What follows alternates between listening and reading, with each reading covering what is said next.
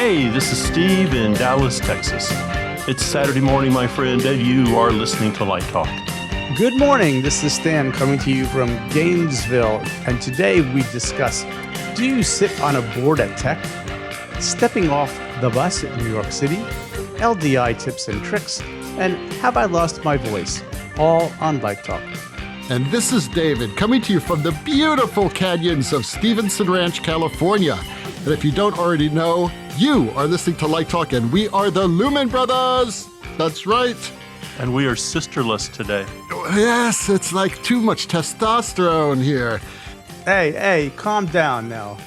I like it when the ladies are here, you know? I do mean, too. It sounds so nice, and it's softer, it's more nurturing. Yeah, and they're smarter too, so there's a little bit of integrity to the second show. model is always better than the prototype. Absolutely. So anyway, welcome everyone to episode 288. And we have the original team of Stan, Steve, and me together once again to inform and entertain. Just like the chipmunks. I don't know what inform means. It could mean anything.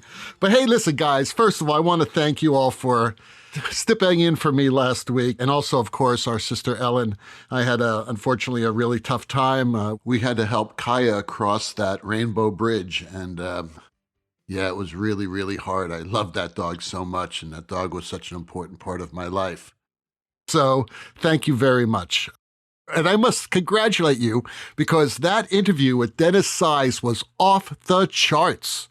It was absolutely fantastic. He's a cool dude. And you know what? He is generous and kind. And he's going to be on the little webinar I'm putting together for the IES. And I hope you'll all show up.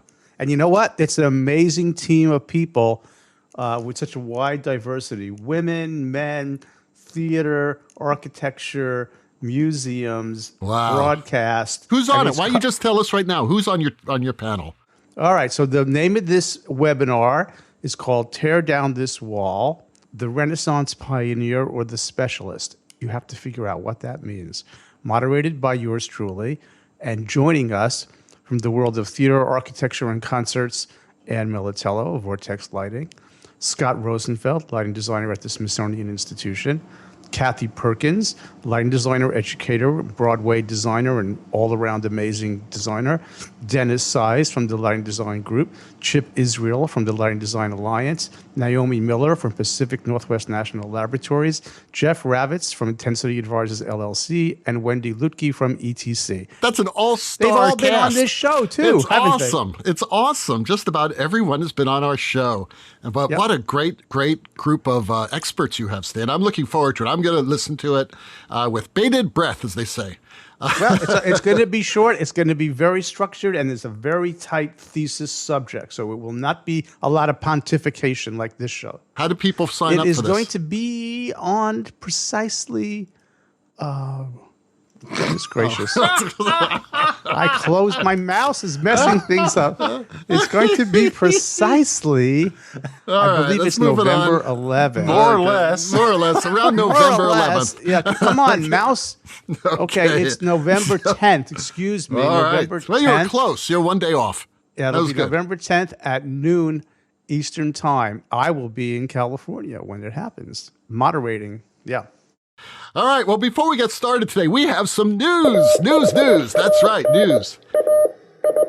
I'd like to start off with just a moment of some seriousness here.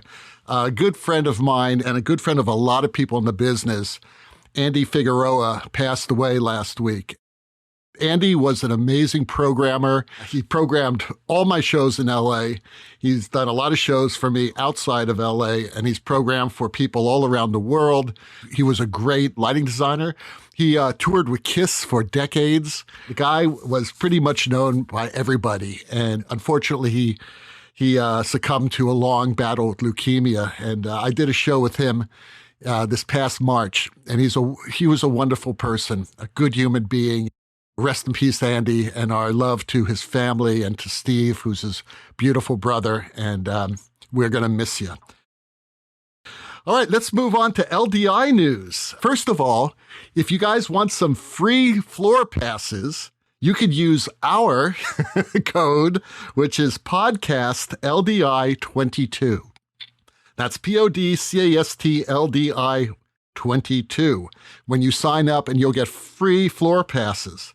And I would get a bunch of them and just stand right outside the doors and Sell scalp them. Yeah, right. If we need some more money. It was funny. I was listening to an old episode of Car Talk, and they were talking about sending in a self-addressed stamped envelope to Car Talk Central, and they said, but don't put the glue on the stamp. Just send the stamp separately. Because we got to make money somehow. So, Stan, this is how we make money on the show. So, we got to remember Stamps. that. We're going to go with the stamp collecting. Hey, stamps are expensive There's nowadays. a business plan. You won't even do Patreon. My God. Oh, I know. What can I tell you? So anyway, just about a month left to Light Talk at LDI. And Light Talk at LDI is Saturday afternoon from 4 to 5. There'll be swag. There'll be Fezes, and there'll be a lot of fun happening at And a LDI. guest appearance by yours truly. That's right. Stan will be there on the panel, Brackley, Steve, Zach, and me. And hopefully we get one of our sisters. I think Ann's going to be much too busy. Of course, Ellen's going to be very busy. I'm trying to picture Ellen and Ann in a Fez. Ellen asked me about that last night. Yeah, really? The Fez? You think I'll have a Fez? And I said, if we have Fezes, you will have a We'll Fez. have Fezes for everyone. Okay, so we'll be there. And again, that's on Saturday afternoon from 4 to 5. We don't know if we're doing it from the floor yet, or are we doing it from a booth? I don't know. We're doing it from a room. Circle bar. The Circle Bar. There you go. Do it from the Circle Bar. From a basement, an undisclosed location. Right. Also, Erda will be there in attendance, holding interviews for designers wishing to attend graduate school. So for all the information, check the LDI event schedule. And you can find out more about Erda at urta.com, urta.com. And Brackley Freyer will be doing his annual portfolio review at noon on Friday. And I think both you guys are involved in that, right? I think I am. Yeah, I think he let me in this year. He let you in. Were you barred from it last time? Yeah, yes, because I was becoming overexposed. Oh, you And are he's overexposed. going to hand out 3-year-old Light Talk coffee mugs. Oh, That's his swag this year. the coffee mugs that we didn't give away. That's right. Yeah, we do Yeah, have he a put few me of on those the left. sidelines. He wanted new people. Right. Oh, really? Oh, For a while. He has to kind of, he can't get too big. He's got to spin it around. He's got to share it That's- around. Well, right. you should have invited him to be on your damn webinar. that's right. Damn And it. then he would have invited you to be on his portfolio review. That's how it works, Stan. Man, that's a very transactional relationship. you're That's describing there. that's where we're at right now. We're in transaction. So anyway, that's noon on Friday. So if you want to show your stuff, bring it in. And I think you have to register. So make sure you register. Wait a minute. I am staying at Brackley's house. Oh, Just saying. all right. All right. Well, contact Stan if you want to be a part of it. Stan will take care of you. You just write to me already. I'm lonely. Write to me, will you? I'm lonely. I got no emails from any Light Talk fans to be on the show. So help me out with my Yeah. loneliness. Yeah. What's going on, people? Come on the Come on. show. Come on the What show. fun. There's Yeah. nothing intimidating about this. Apparently Except so. Steve. Yeah, well, we're having a lot of issues right now, but hey, yeah, Steve is intimidating. There's no doubt about it. Okay, so let's get started. Steve has our first listener question. Wait. Listen to our hotline. Our hotline is ringing. Somebody's coming in? Someone's Yes. called in They today. didn't email me. Hello. Welcome to Light Talk. Who are you and where are you from? This is Snoot from the law offices of the Snoot Group with partners Sparks, Burnout, and Chase Esquire. Did you pay the bill last month? I paid it.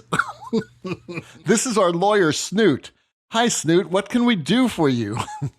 After listening to last week's show, I am upset with several of you and your guest from last week, Dennis Size. In fact, the only one I am not upset with is Steve. Thank you. Thank you, Sandra. Ooh, uses the first name. Very intimate, Steve. Mr. Dennis Size, you started this whole mess. Who do you think you are trying to suggest that the Lumen Brothers switch legal groups? This is not your concern whatsoever. And saying I sound like a slug from an animated movie? A mollusk? Want to be slapped with a slander suit? What? Mr. Stan K., you said last week that the Snoot Group was on a monthly retainer, and it's easy to end the relationship. That was not only insulting, but it was flat out wrong. Apparently, you did not carefully read your contract. Wait a minute. We have a contract? We do. In it, on page 237, in very fine print in Pig Latin, you agreed to a 5-year term with the Snoot Group. I did not sign on to that. So keep paying. Think of it as your alimony payments. And ixnay on engaging in discussions about if I am stuffed with flocking. Oh, Stan, I think you said that. You should have defended my firm's reputation. You could ask Lori and David just how good my skills are, especially in the hot tub. Whoa! I think you pay way too close attention to what I say. It's my job. That's true. But speaking of Mr. David Jacques, what happens in Modesto stays in Modesto, so stop discussing our private exchanges, or I will come after you with extreme prejudice. Oh, my God. You don't want that. No. Back to Stan. I expect more apologies from you and full reimbursement for my LDI hotel bill, for my suite at the Bellagio, including daily in-room massages. Unless you prefer to fight me in court. I'll see you at the blackjack table, lady. But before you make your decision, just remember my firm's motto. Don't with Snoot. Goodbye. She Oh, can't my say God. that. She'll get disbarred. She just did. Snoot, are you there? What do you want? oh, she's like- lurking. I thought we gotta be careful. We don't say anything bad on this Hey, show. David's got to go somewhere. We got to do the darn show, Snoot. Okay. Oh, my God. If Stan. she's just going to fly in here whenever she wants, we got to talk about this. Well, she posed as a She listener. acts What like can I she tell owns you? the damn show. But she kind of does. What's this contract you signed, Stan? I mean, I saw it yesterday. I couldn't believe it. It's I didn't 280 sign pages. it. I did not sign it. Oh my God. You know, maybe we can get Snoot to sue Dennis Size for calling her a slug. And He's got money. we can do a Yeah, four-way he's got more split money on than me. There you go. Okay. All right. So let's get started with the show. Get started already. Well, all I can tell you is that we have not started off well with this new legal team. Oh my God. We're going to have to figure I may this have one to out. go shopping. Oh, be careful, Stan. Be careful. You don't want to piss the Snoot off. Hey, I'm telling you that right now. I'm trying to escalate this comedy. I'm escalating this comedy right to the Supreme Court. I think the thing we have all learned today is we want to think before we speak. Well, you got the wrong guy here. Okay, all the way from Nevada is Robert. And Robert in Nevada asks, I will be graduating in 2023. I'm off to New York City or Chicago to seek my fortune. Oh, What is the first thing I do when I arrive? Well, you Buy a lottery, check- lottery ticket. let's seek a check your fortune. pants. Check your pants for your wallet. That's the first thing you do. Okay, here's what you do, Robert, because you've got some time.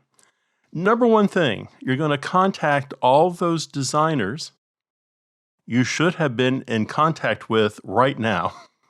You should be looking up all these designers in New York whose work you admire, who you want to work with, who you want to talk to, who you want to study with. You need to be kind of laying the groundwork right now. And you're going to research them, and you're eventually going to contact them and start communicating with them on your arrival in New York, and come by the studio and arrange to see their work. Can you visit them on site if they're loading something in? You're going to contact all of your friends in the city and find out where the local theater watering hole is. And you're going to have your friends in the industry there introduce you to the crowd. You're going to take advantage of any events that United Scenic Artists 829 is hosting that's open to non-members. You're going to look for similar events or webinars hosted by rental or production houses and by manufacturers, and you're going to take part in those. You're going to go see shows. You're going to read the newspaper. You're going to look at the entertainment section. You're going to see what's happening. You're going to read reviews. You're going to go see theater. And I would say in your first year or so, if you can, go by and attend a few portfolio showings. See who your competition is. See where you kind of stand against the people who are your own age coming out of school. And finally, you're going to contact every theater company within a 50-mile radius of wherever you are, whether it's New York or Chicago. and you're going to contact all those dance companies and those opera companies. You are going to pound the pavement. And if you're in New York, you're going to give Dennis Size a call and bug him at the Lighting Design Group. These are things you're going to do. In essence, when you get off the bus, your job is to find a job and become part of the entertainment scene. Okay, Stan, you're a New Yorker. What do you think they should do when they get off the bus there? I'm having a flashback to the old days as you're asking that question. Everything, of course, you said, Steve, is perfect for today. And I was just thinking, when I was back in New York, there was a thing called the TAP, and it stood for the Technical Assistance Project. And this was an old friend of mine. Her name was Donna Brady. If she's out there, hey, Donna. She started this, and what she did is she collected technical data of all the theaters in New York, and then she took resumes from everybody in New York. And if you came to New York, you would hook up with her, or you would contact her, give her your resume, and she had a list of all the technicians and designers in the city, and she would try and match people to jobs. She was sort of like an employment service for New York City. And I don't know if there's anything similar to that. I guess you have backstage jobs and you have the internet now. But this is pre-internet, but I wonder if there's a centralized clearinghouse to help people connect, people looking to hire and people getting hired. Is there such a thing out there? Is anybody, have you heard of anything like that, Steve? I have not heard of anything like that. But again, I think networking is the most important thing that Robert can do, and just start to, get to be known in the theater community or the entertainment community. Get to be known. Capitalize on those people who've gone there before you. Okay, Kathy in Utah writes, I need help. I freeze up at design meetings and just sit there. I want to talk, but the next thing I know, the meeting is over and I have been all silent. What should I do? Well, Kathy, it sounds like you're freezing a bit. You may be nervous, or you may be shy, you may be intimidated. A lot could be going on here. But the important thing to remember here is that you are part of a team, and the team is depending on you to contribute to the entire process. And that starts from the very first meetings with the director, all the way through the design process, through production meetings, just to be there to help solve problems and to build the entire design aesthetic. That is super, super important. But it sounds like to me that you are kind of being overrun by the other people in the room. And you really will have a difficult time in this business if you are afraid to contribute. So don't be afraid. Listen, they want you to contribute. That is really, really super important. The other thing that I always keep in mind is that maybe you have nothing to say and you don't want to say something just because you feel that you need to say something. So just listen, and when you have an idea, contribute. Be a part of the team. What do you guys think? I think she needs to go to Yenta School. Yenta. Yeah, you can to go to Yenta School. It's like, the little lady who runs around the town talking to everybody, getting everybody's opinion. There's a song, it's in Fiddler on the Roof. She needs to watch Fiddler on the Roof and pay attention to Yenta and how she behaves. Let me take the opposite side of your point for a minute. There is something to be said for still waters run deep. We have had some students who were very, very quiet. And yet, when they did speak, we realized there's a lot going on there. Then there are people who just blab all the time and they don't say much, like me. So maybe there's something to be said for holding your powder, so to speak. And when you do speak, it really has an impact. We have a set designer right now who's really quite brilliant. She doesn't talk a lot, but when she does and she shows her work, it's like, everything is powerful, everything is strong. So there's something to be said for potency, and crystallizing your thoughts rather than speaking while you're figuring it out, which I do a lot of, right? Sometimes I'm better off holding my tongue, getting my thoughts, clarifying them, getting them really succinct, and then say it. So there's different ways to go. But if you really are incredibly shy, and we've had students like that, I can think of two, who were just would give them really anxiety attacks about it. there are some coping mechanisms. And I would work with your mentor. If you've got a really good mentor at school and you're really honest and open about the issue, I've helped several students overcome that. And by finding out the things that they were, like, for example, one was very introverted for a variety of reasons, but he loved to pull practical jokes. And all of a sudden, we had all these practical jokes being pulled on us, and we didn't know who was doing it, and it was him. So his shyness came out through practical jokes, and then slowly he warmed up and he felt comfortable in the community. So another way to help someone like that is to make them feel part of the community, make them feel comfortable, allow them to joke, allow them to create a certain level of trust in the room, rather than just say you should be more. They have to kind of come. That ice has to melt slowly sometimes. Well, I have to disagree. I think the Fiddler on the Roof. I mean, my goodness, that's a horrible film. You want to turn to the Barbra Streisand, Mandy Patinkin masterpiece of Yentl. Yentl is a much better. Yentl, that's the movie to emulate right there. You go for what you want in life, no matter what it takes. You risk it all. I think you both have good points. I think the problem here is if this is an inexperienced designer and this is someone who is in school or just out of school, I think you're going to have to communicate. You're going to have to find a way to talk to people. Maybe it is a piece of paper and bullet points. Maybe it is questions for the director, questions for the other designers, and you just have the piece of paper in front of you, and you read these things off. I mean, there's nothing more frustrating than sitting in a design meeting and one or more of the designers isn't speaking. They're just like, well, we'll show you at tech, or we don't want to talk about it, or I'm uncomfortable, or we'll discuss it 3 weeks from now. You have to find a way to communicate with the director and to communicate with the other people in the room. Otherwise, this is going to really hamper your career. It doesn't matter how good you are. People are going to be leery of bringing you onto a project because their comfort zone is going to be kind of challenged.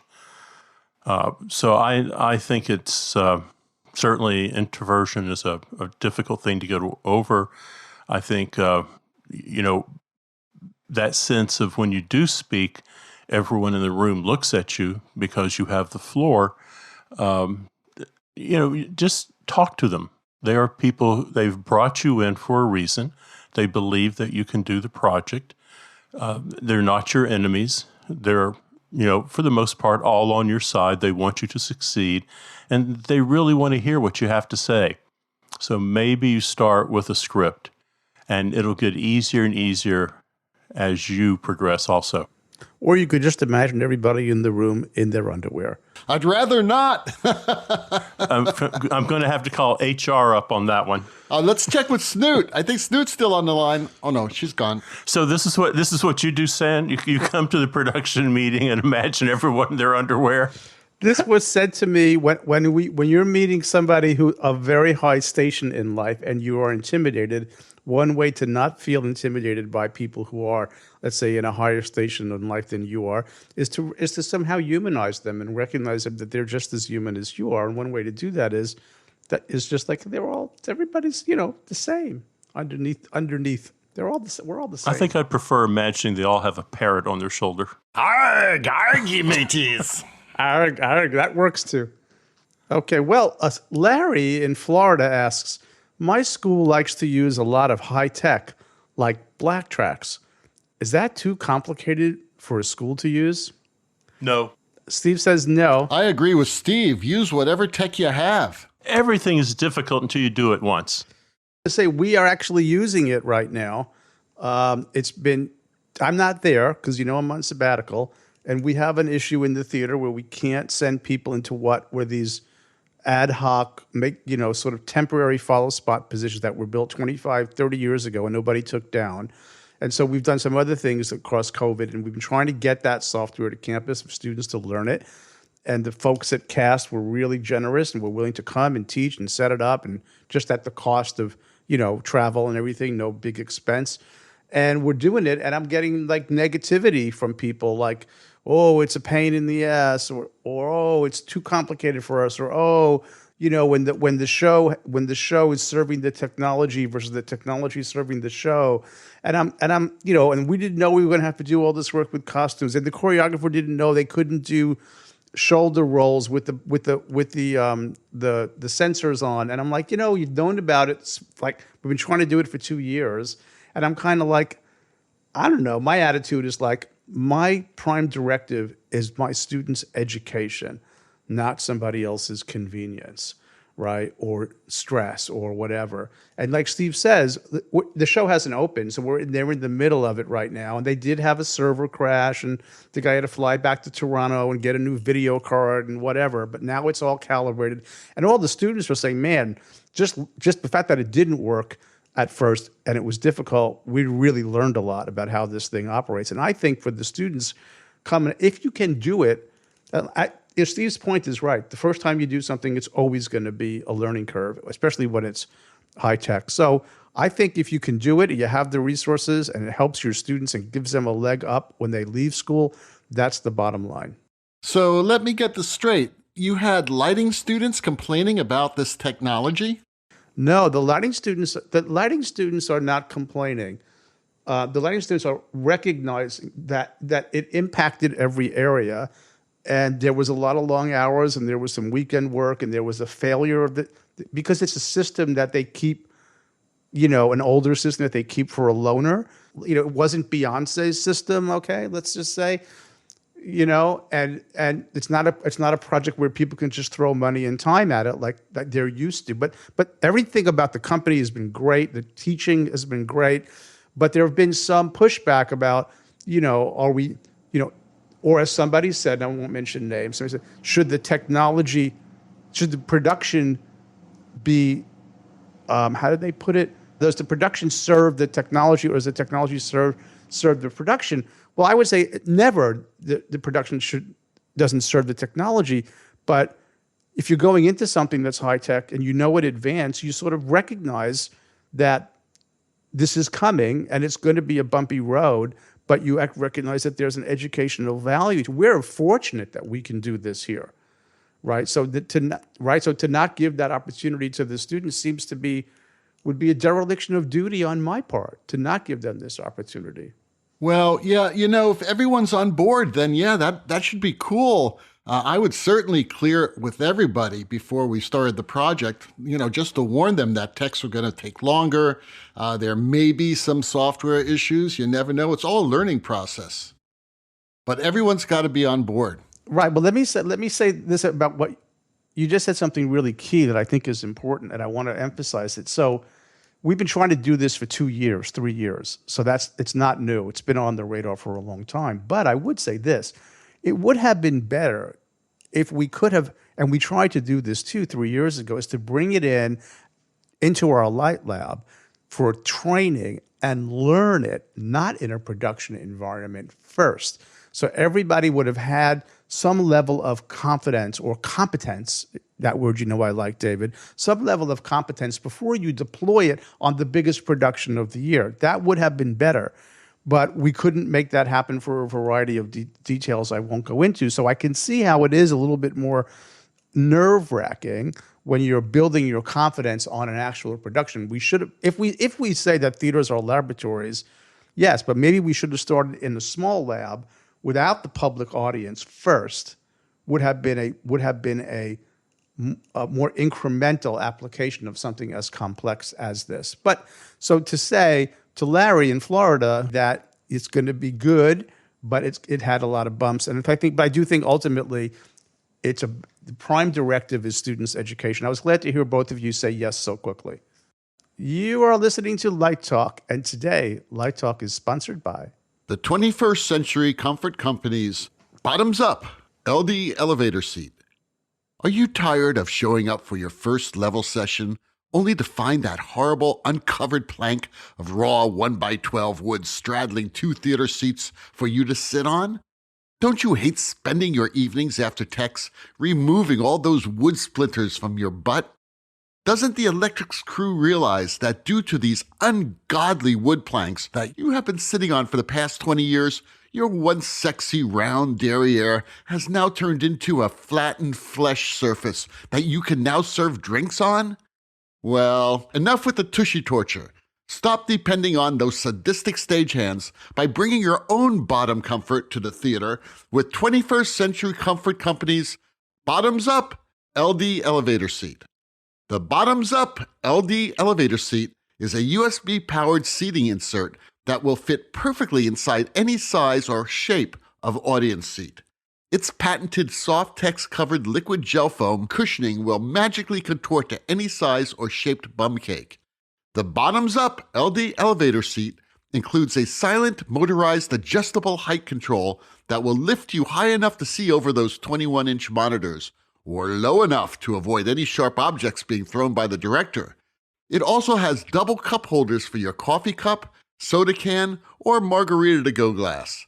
For those older lighting designers with special medical needs, an automatic inflatable seat donut will instantaneously inflate with the first signs of discomfort. Embarrassed with sweat marks on your pants? We also offer an optional temperature control that will chill the soft-text gel inside the seat bladders to your own personal thermostat setting.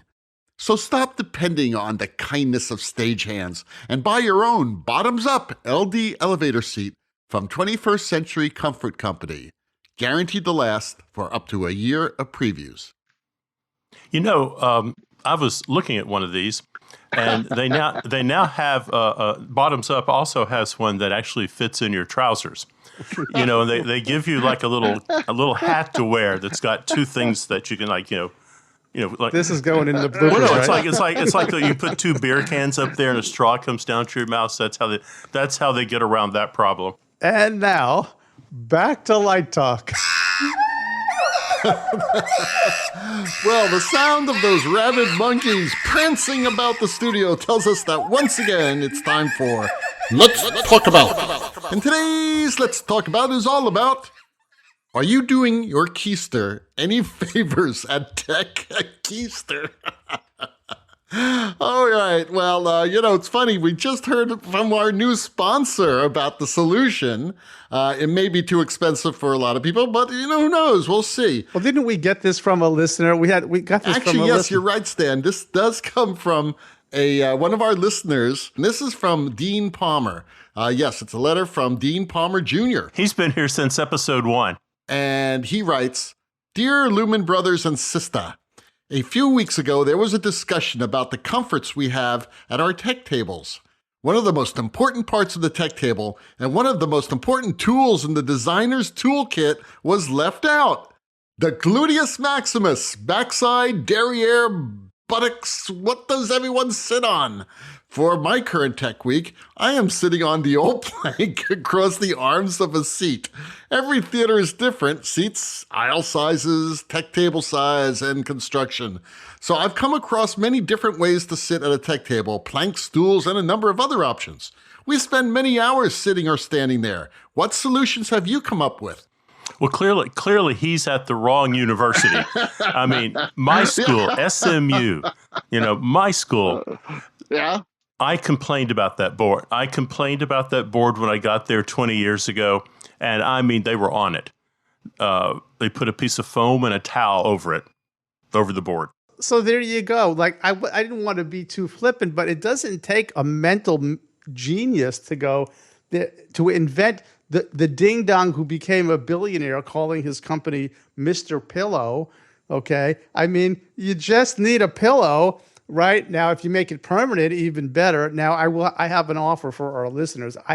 Pam and I just happened to change the topper on our guest bed because we have a guest coming, and it had some very inexpensive memory foam. So I've got a queen size slab of really decent memory foam available to anyone. I will cut them into whatever size you like, and I'll put it in. And shipping will be free, and I'll ship it to you. So it's not the end of the world, but seriously, folks. So we do a lot of high schools. And so this comes up a lot about where we're locating the soundboard, where the checks will be done from. In the high schools, what we've concocted with architects, and particularly Depends on where the control booth is located. But what we do in the back of the center section of the audience seating in a typical proscenium is we carve out an area that's maybe 6, 8 seats wide, maybe 2 rows deep. We make that floor flat. And so you can have a light board, a stage manager, and even a mixing console at that location. Now, that's not ideal for professionals who want to sit a little bit closer, more in the center of the audience chamber, but it works pretty well in those educational environments. If we have a control booth that is in the center back of the space, there'll be sliding glass windows.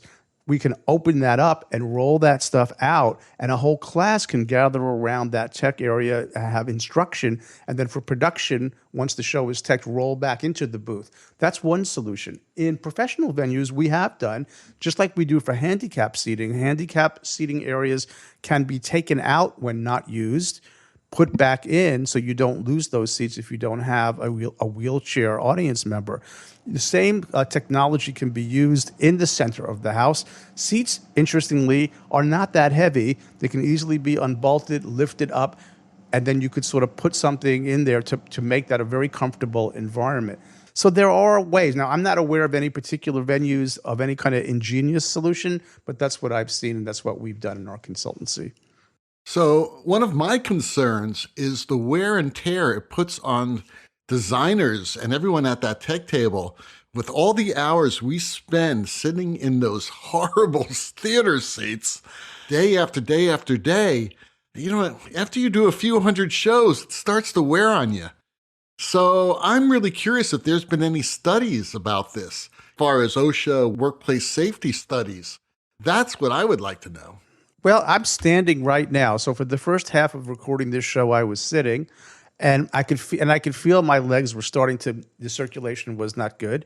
So I pushed my little button, and the desk is up now. And I'm standing out. When I'm at the tech table, sometimes I stand. And one thing that would be good is if the monitors at the tech table were on monitor arms, which I have on my desk at home now. So I can raise, so if you wanted to stand for a half an hour, you just raise the monitor you're looking at or adjust the monitor to where you need it. So you can stand when you put your magic sheet in your hand and do that and then sit down when you need. So they say, I think from a health perspective, you shouldn't really sit longer than 20 to 30 minutes at a time. So when I'm standing right now, and I kind of like, I stand up on my toes, back up and down to get my blood pumping. I just think it is an ergonomic thing, and I would like to know what theater projects and Richard Pilbrow, what they do in the big performing arts halls, if they actually have a removable section, or if they have something when there's a money no object project and they could put a little scissor lift and a platform that comes up like the sponsor. I'd like to ask Richard that question. I may ask him that on Facebook. That's what was done at the Windspear Opera House in Dallas. There's it's somewhere in the center of the auditorium. There is a designated area that is on a lift, and the lift goes down, and the seats come off of it. The tech tables come up, and the lift comes up. I mean, but so two things. First of all, my preferred chair when I'm on tour, and it has its own little road box with it, is the Crown Seating Stealth Pro Engineer's chair. All day long. You can sit there all damn day long. Scant $700, and it's incredible. So that's what I do, and I have a place to put the chair. And I intend, as we renovate our theater, that I'm going to have a place for my chair. I mean, this idea of sitting on a board, or this idea of I'm going to stand because I'm so uncomfortable and my legs are killing me or my back's killing me, I'm going to stand until my legs are killing me, then I'm going to sit down again. I mean, come on, give me a damn break. There's not a producer in this country who's going to call equity up and say, "Oh, by the way, we don't have chairs for the actors in the dressing rooms, but I've got beer kegs for them to sit on, and we can put a pillow on it, and it's kind of, it'll be fine. It'll be fine." We're starting a major renovation on our third theater in a couple of years, and I'm already saying a couple of years is too long. So, David, that tech area that you know of, there's only 12 seats in that row. Those 12 seats are coming out, and tech tables are going in, and room for chairs are going in while we enter into this renovation. It's different everywhere, all over the world. I mean, I did a show at the Marinsky, where I just basically had a little table and a chair, a telephone, and they sat me right in the middle of the aisle. So, you just never know what you're going to get. So I highly recommend then the bottoms up LD elevator seat. Absolutely. Plugging our sponsor. So Steve has the last question of the day. Rachel in South Carolina writes, any tips for LDI? I am a student attending for the first time. All right. Well, first of all, you get your free floor pass. From us. And then you walk the entire floor. You walk the whole thing. You go back to where the confetti cannon is too. You go down the aisles with the little screws for pin connectors. You walk the entire floor and you ask questions and you collect business cards and you meet people and you introduce yourself. You watch every lighting demo on the floor. And then you only need to walk the floor once. And then you work into your schedule a few sessions you want to attend. And there are sessions that are free and there are sessions that are paid. So if you don't have any money, go to those free sessions. You attend Brackley's portfolio review and you either sign up to show your work, and he welcomes people of all skill levels, and there are freshmen in college presenting their portfolios, and there are high school students and there are graduate students there. Or you can just go and observe. You can go kind of be a fly on the wall and look over people's shoulders and look at their portfolios and hear how they're being critiqued. So all levels of ability are welcome. Then, if you're looking for grad school, you go to the IRTA interview. You sign up for that, and David's already told you how to find information at the IRTA website. And maybe you see a show while you're in town, and maybe you make a friend or two. But you take advantage of everything. You all the free samples that you want, that's whatever. You are just there. And it's hard to understand if you are a student and you are 19 or 20 years old and you've never been to LDI before.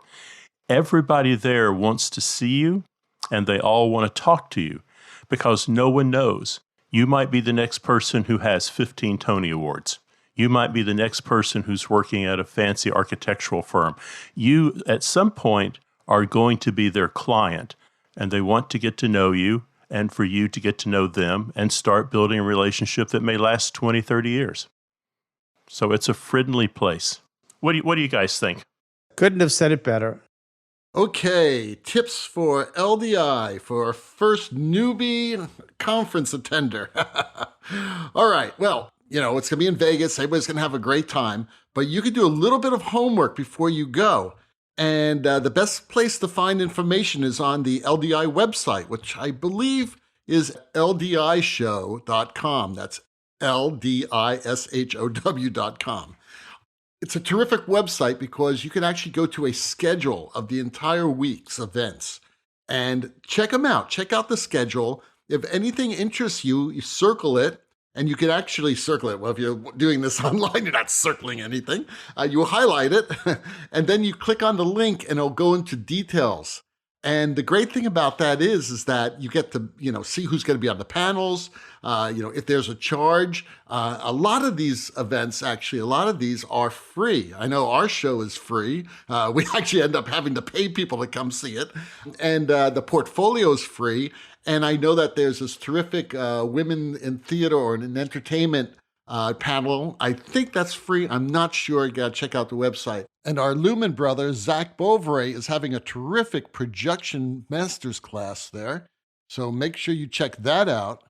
So I highly recommend going to as many as possible.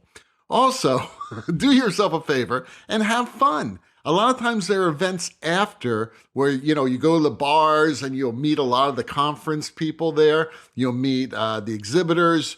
Like Steve said, they want to meet you. So here's a great way of doing it.